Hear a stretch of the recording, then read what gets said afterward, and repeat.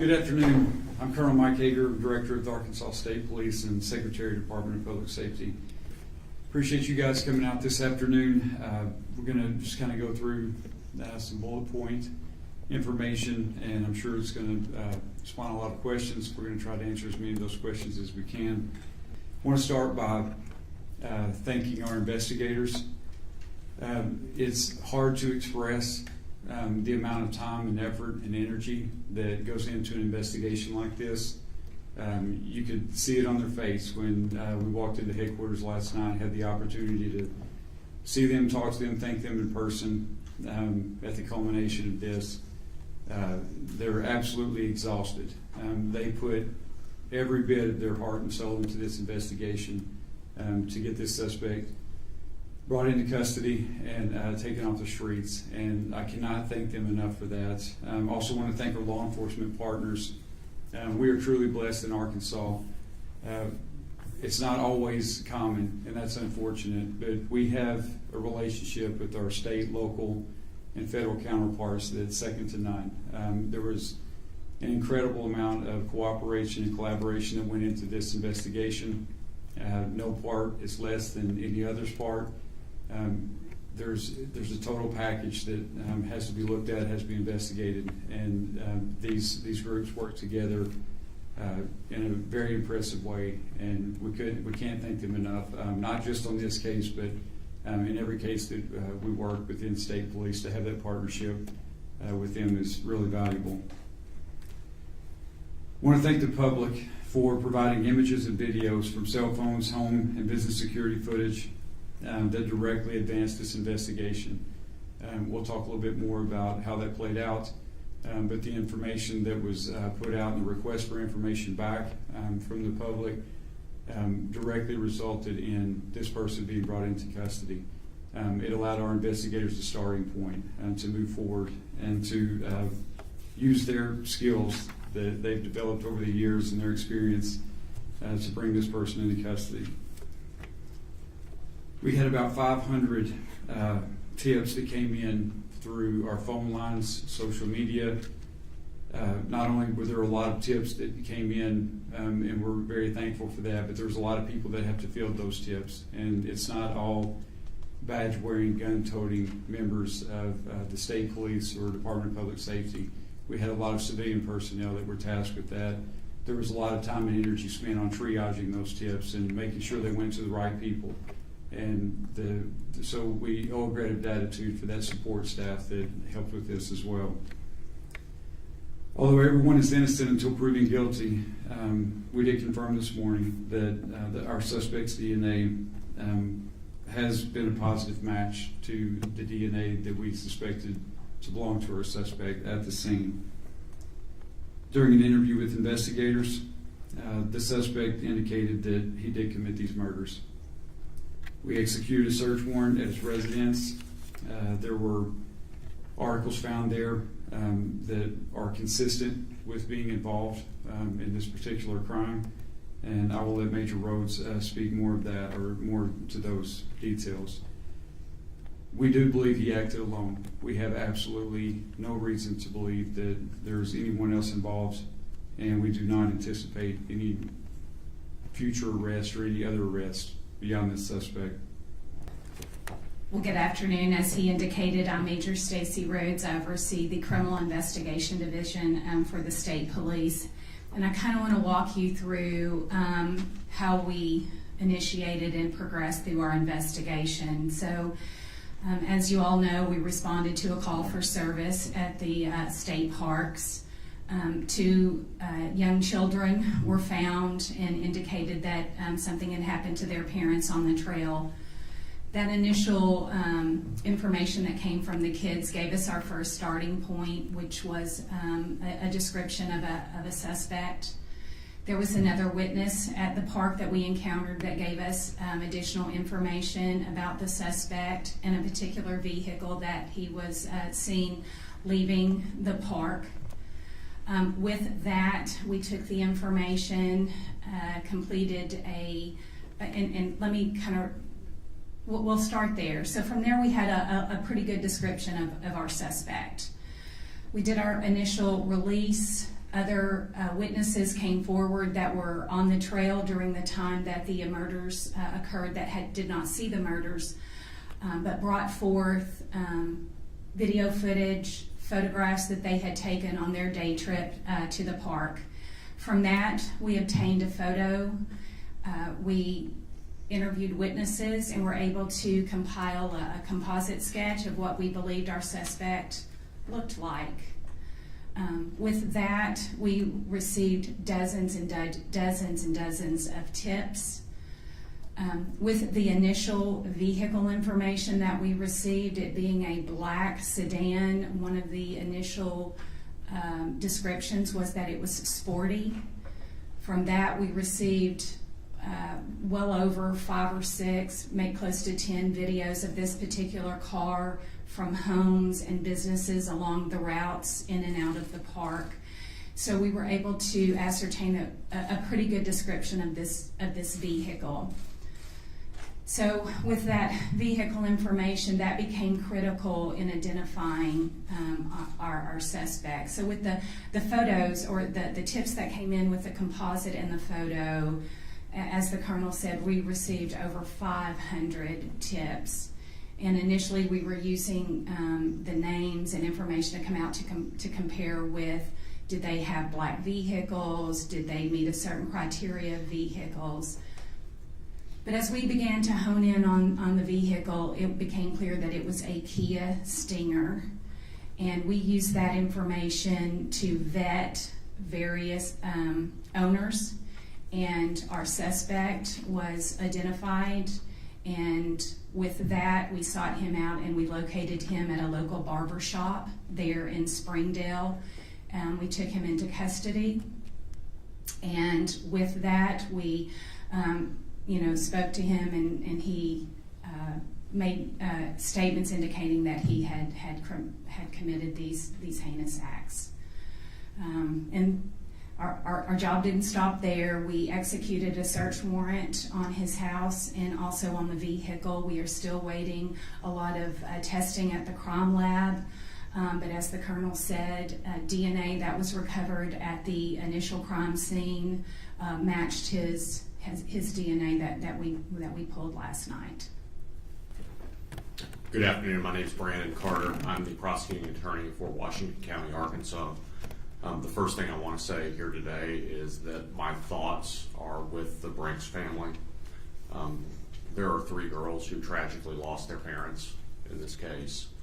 And although today is a good day for law enforcement, there's a shadow over it because of the tragedy that occurred on Saturday.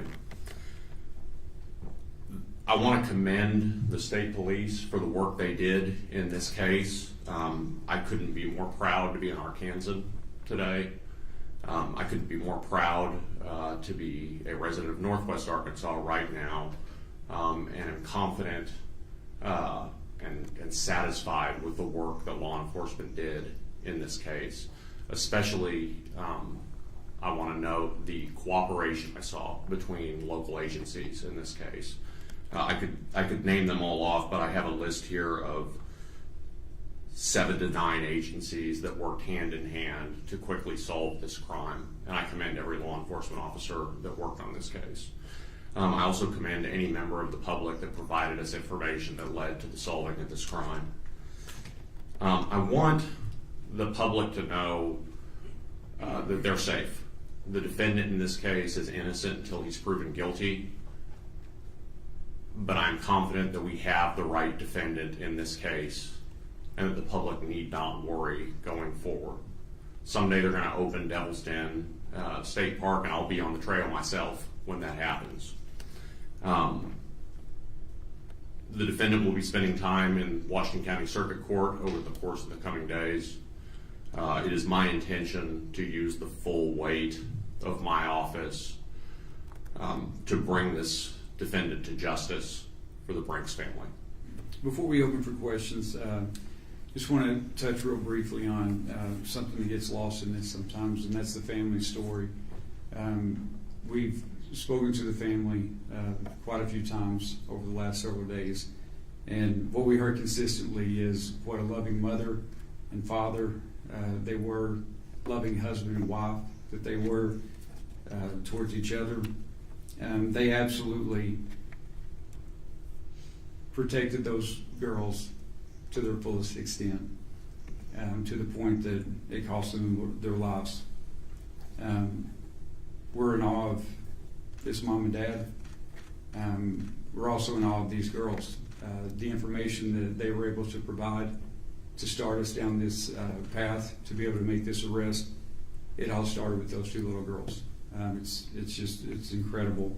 We also don't want to forget that there was a third sister. Thankfully, she was not with the family on the trail that day, but she suffered just as tragic of a loss, and we need to keep that in mind. Because of that, I would plead with you and the public to please be sensitive to the fact that there's a family that's grieving. It's hard to express, because I can't understand it, what they're going through. Misinformation hurts. Speculation hurts. When they read things, when we talked to them earlier today, they expressed that to us, that they're reading things in social media, they're reading things that are just simply not true. People are speculating, they're talking about things that are not factual, and it hurts. There's no place for that. Along those lines, we have to be very careful in an investigation to be calculated in the amount of information that we put out and when we put that out. I can tell you that this investigative team had one mission and one mission only, and that was to put hands on this suspect and to get him off the streets.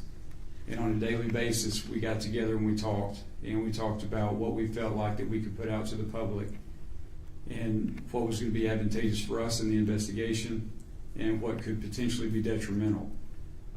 One thing that we did not want to do is put information out that was going to take attention away from someone that we needed to look at. You have to remember, all the information that we're working off of started with two little girls that witnessed the most horrific thing that you could ever imagine. That was the base of everything that we had.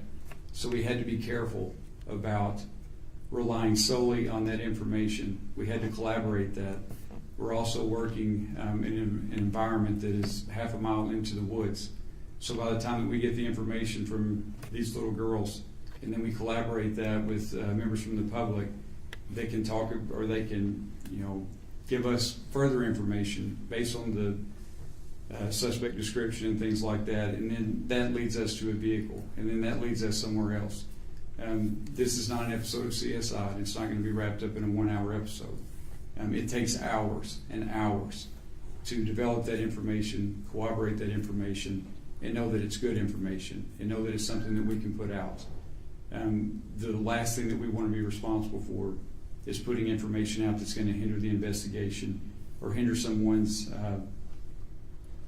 their likelihood of calling us and putting us onto a suspect that we need to be looking at, because it didn't meet all the markers that we thought it should meet. So I hope you can be understanding of that, and I hope as we move forward from here that the speculation and a lot of the talk and a lot of the chatter, especially on social media, that people will be very sensitive to that. This family's been through enough, and they don't deserve to be victimized any further than they already are. And with that, I'll open it up for questions. Colonel? Can you elaborate more on what was the reason behind this? What was the motive for this? Was this random, or what happened there? And what was the cause of death? How were they killed? As far as the motive is concerned, it's part of the investigation. It's two parts. The first part of the investigation is always going to be to identify and apprehend the suspect. The second part of the investigation is a lot of the whys and a lot of the details. That's still a part of the investigation. I can tell you that we have no reason to believe that there was any known association between our suspect and our victims. There's nothing to indicate that at all. It appears to be a completely random event. As far as the the weapon that was used, it was a knife. Our victims died by stab wounds. Yes, ma'am. Thanks, Colonel. We've spoken to a few parents from students who he was their teacher in different states, and they all kind of gave this synopsis of perhaps he was a predator. Their children felt like he preyed on younger age girls during his time teaching in those states. We were wondering, have you been exploring any connections to the crimes that McGann may have been connected with, and any indication that this was his first time committing this? Was he after those girls? Were those his target? From what we know right now, we have no indication to suggest that the girls were his target. Do you believe this was his first time, that he just went to that one time that day? I heard potentially somebody suspicious could have been there the weekend before. Was he just that first time at the park, or do you think he was laying out and calculating? Honestly, that would be pure speculation on my part. Now that we have our suspect in custody, there's going to be a part of the investigation that's going to go back, and they're going to look at timelines, and they're going to look at kind of his movements leading up to that, and hopefully that will give us all a better picture of why he did this, how long he had planned this, things like that. But right now, that's all part of the investigation. It would simply be speculation on our part. I believe he was injured as well. Can you elaborate on that? During the attacks? Yes, he was injured. I do not know the specifics of those injuries. I do know that his injuries resulted in blood loss, and it was that blood loss that allowed us to establish a DNA profile to begin with, and it was that DNA profile that was matched today against our suspect. I would assume that's any loving parent trying to do whatever they could to protect their loved ones. Absolutely. I would say you're correct. Yes, You ma'am. mentioned some articles found in the house. What was found? Stacy. So if you'll remember the photo that was of the back of our suspect, we did find items that were consistent with what was seen in that photograph. Was the weapon there? Well, we don't know that it's the weapon, but we did collect some knives from the residence. We won't know until we test it, obviously. The arrest itself, did he resist? Was he easygoing? What did that look like? No, he was completely cooperative. Can you speak on the terrain, the area that the victims were found in regards to the girls getting to safety to get help? What kind of time frame that would look like for two girls? Was it a rough terrain? Was it something that another person found them within an hour? Or can you speak on that? So I don't know that we can speak on to the time frame, but the terrain was what you would see in a typical park. I don't know that it was particularly rugged, but it had some inclines.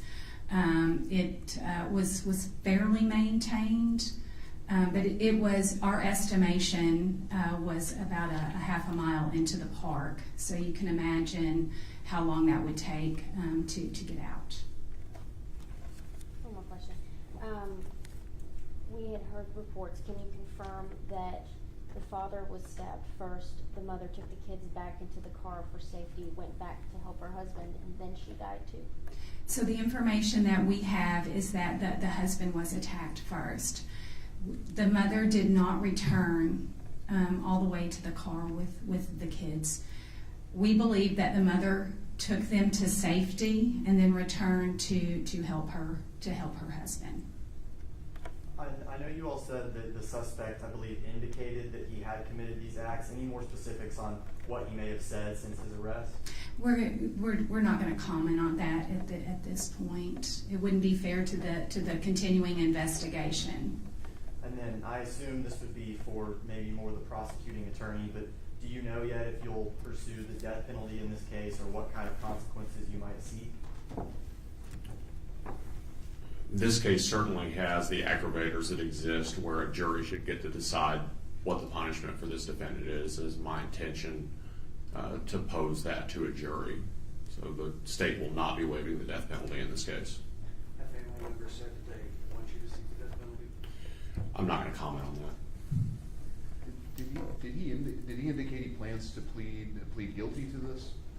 Defendant's innocent until proven guilty at arraignment. I anticipate he will plead not guilty, as is custom.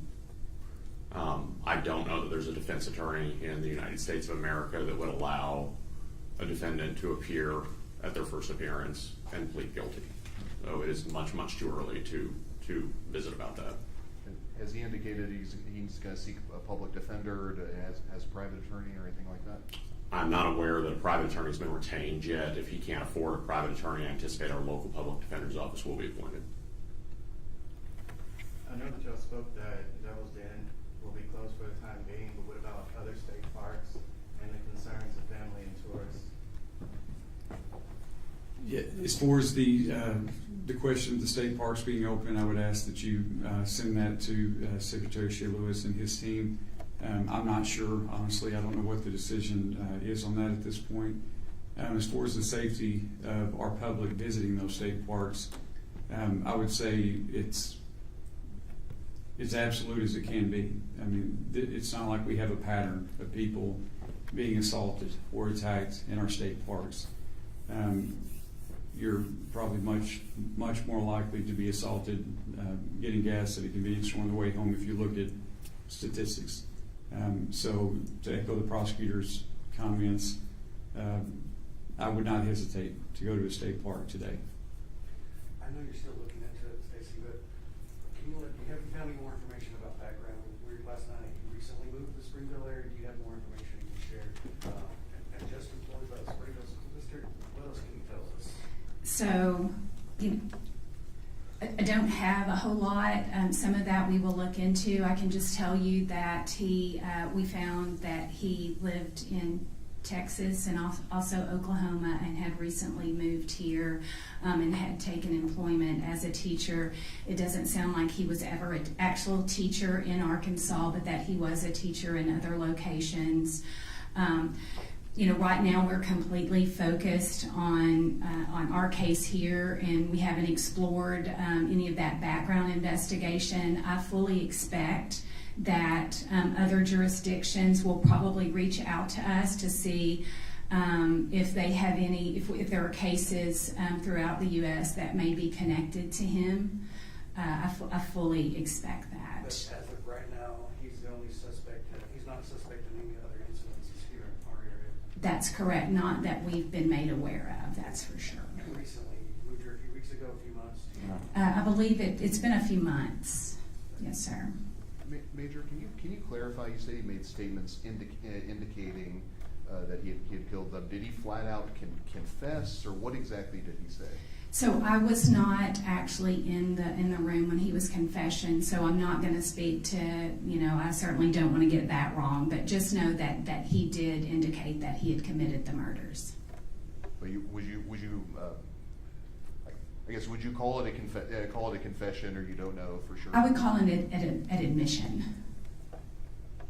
Does the suspect have any sort of criminal history that you all know of? No, he did not. Not any adult criminal history that we've been able to find, for sure. Did he indicate why Springdale's not that far from the state park? Any indication why he, for 5 days, stayed so close to the scene, or was he planning on fleeing the area or the state at some point? There was no indication that he was going to flee the area. He actually had a residence in Springdale, so that's why he was in the area. But he gave it doesn't sound like he was making any attempts to conceal. He didn't conceal his car or any of those things. Yes, ma'am. Any history of mental illness? Not that we know. We're still exploring. We just took him into custody last night, so we're still vetting a lot of the information that we don't know about him to this point. How did police pinpoint him at the barber shop? Good old-fashioned police work. Was there any technology used or that aided in the investigation? Absolutely. Can you elaborate on that?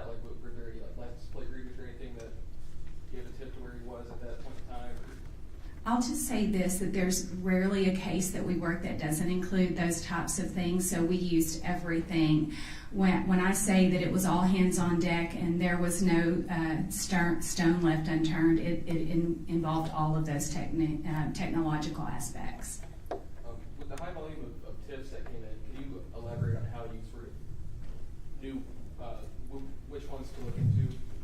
So we had a really good filtering system, and we are aware initially there were some issues with tips and the phone system that we had in place at that time. Once we implemented the tips line, we had a team around the clock filtering through those, and we had a pretty good matrix of the ones that we would push to the top and the ones that we would term a lower priority. So it's, but most of, if we got indication that it involved video, photographs, a first-hand account at the park, those were our priorities.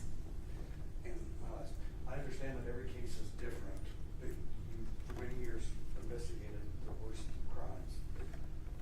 This typical, a random crime like this, and a person goes back and gets a haircut in the same car. Nothing about this case is what I would call conventional. In my 27 years that I've been with the state police, this is probably one of the most heinous that we've had, especially the aspect of just how random it was. It's when we were talking last night in the command center that it was every agent's worst nightmare, because in a typical investigation we use what we call victimology, and you can usually kind of pinpoint something that a victim has done or the circumstances they're in, whether it's a domestic violence or just drug related. You can typically narrow down your suspect pool.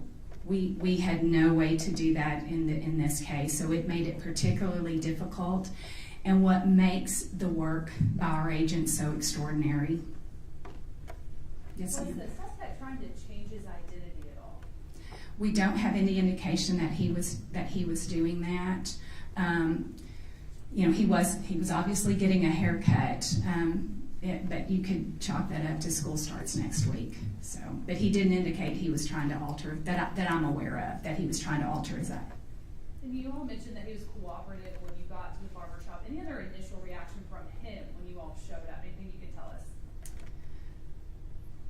That's probably best that I not discuss that so early in the investigation to this point.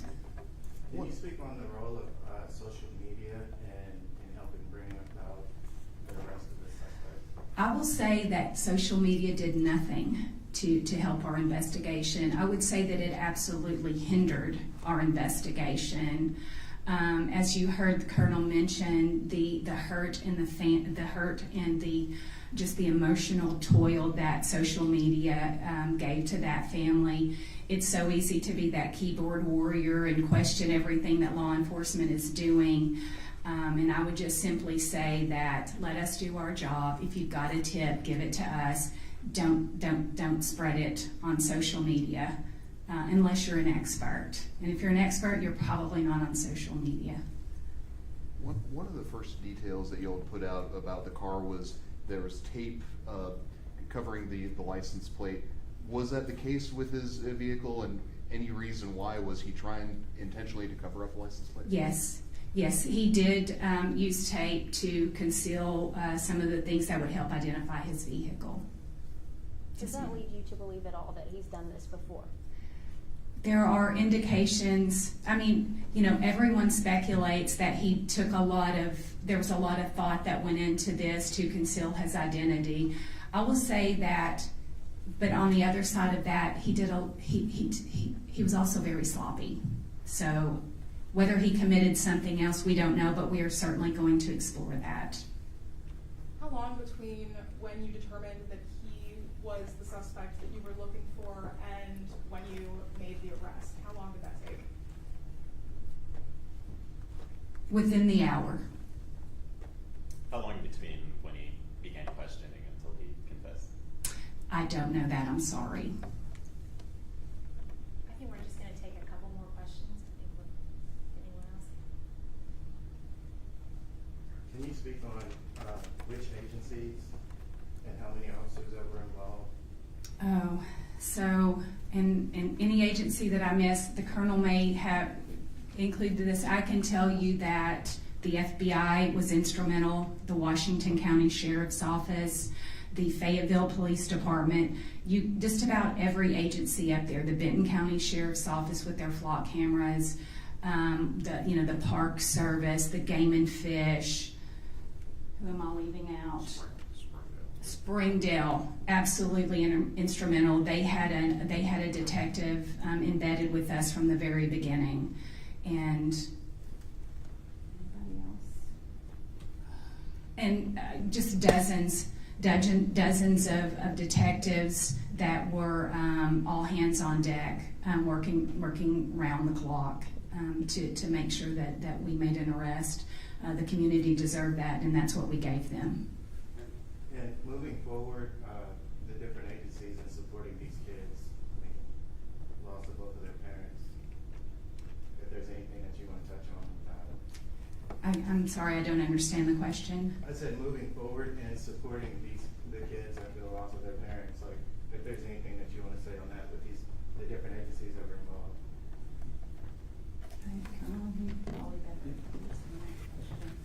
I'm not sure if I understood the question exactly, but I can tell you that Governor Sanders has been in contact with the family multiple times. She's expressed the absolute heartbreak of the state, the support and the prayers that that family will receive, not only from her and her family, but from the state of Arkansas. In addition to that, she's made available any resource that family needs during this recovery process from state agencies, whether that be law enforcement or other type of support agencies. I can also tell you from someone myself that has spoken with the family multiple times, they're an incredibly strong family, and they have a very, very strong family support in place. I have no doubt that those three girls are going to be well taken care of, and they're going to get everything they need from that family. And they also know that if they have a need that we can assist with, we being the state of Arkansas, any type of state public entity, then we will absolutely do that. Lastly, I know while the investigation's ongoing, you're conducting an internal review and we'll see things we've done better, call transfers and information being released. Am I correct? Can you talk to me about that? Yes, we will always, after any significant incident, we'll debrief it, and we'll look at what we did right, what we did wrong, what we could do better. I can tell you from our vantage point right now, it's hard for me to be critical of anything that our investigators did. They have, you know this, I know these guys, I know our capabilities, but you forget, honestly, until you see it play out. You see the level of expertise and skill. Cannot say enough about our investigators, and not only the skill set that they use to bring this suspect to justice, but just they put everything into it, their heart and soul. I mean, it was an impressive thing to watch, and so of what we could do better, I'm sure there'll be things. Y'all have heard me say it before. Our agency is comprised of human beings, and we're always going to make mistakes, and there's going to be things that we can fine tune. But from my vantage point right now, I have nothing but gratitude and respect for our investigators and the way this was handled. Colonel, one more question. Can you confirm when you spoke to him after the arrest that this was not, he didn't know them, he didn't know the family at all, this was just a pure accidental coincidence that he targeted them? I can confirm that, and again, as Major Rhodes said, I was not present for the interview, and I've not listened to the interview yet. But I can confirm that we have absolutely no indication, no reason whatsoever to believe that there was any connection at all between our suspect and our victims. I've got one more. Can you elaborate on the role that the FBI and federal law enforcement helped in the investigation? Yeah, so the first thing I can tell you is how blessed we are with their partnership. The prosecutor and the major both mentioned all the agencies that were involved. What's always nice about that is they don't wait on us to call them. As soon as this was known, as soon as it was made public, honestly, I don't know how they found out as quick as they did. My phone started ringing off the wall from our special agent in charge of FBI in Little Rock, from the sheriffs in the northwest part of Arkansas, the police chiefs in that area, HSI, you name it. Just about every agency that you can think of immediately reached out to us for any support that we needed. I cannot specifically tell you what roles they played, but I can tell you that they played significant roles. There was, as the Major alluded to, there's part of the investigation that is looking at this from the standpoint that it's completely random. There's another part of the investigation that has to close the loophole of is there a connection at all between our suspect and our victims. And unfortunately in this case, our victims had recently moved here. Their origins are from California. They, I believe, lived in North Dakota most recently. So there's a lot of geographical space and a lot of people that had to be talked to, and we leaned heavily on our, not only our state and local partners, but other state and local, and absolutely our federal partners. I'm just curious about the communication challenges out there. I know we can't get cell service when we go out there. Right. I mean, how much did that affect the response, and how did that affect the investigation? Yes. The answer to that question is yes. It was very challenging. The fact that we did not have cell service and our investigators didn't have cell service, that other campers on the trail didn't.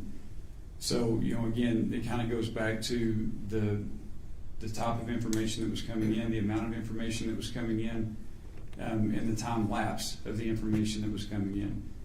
It all factored in. To say this is an unusual crime scene, unusual crime in just about every aspect, it was extremely challenging. And all of those things came into play, from lack of cell service to the terrain itself.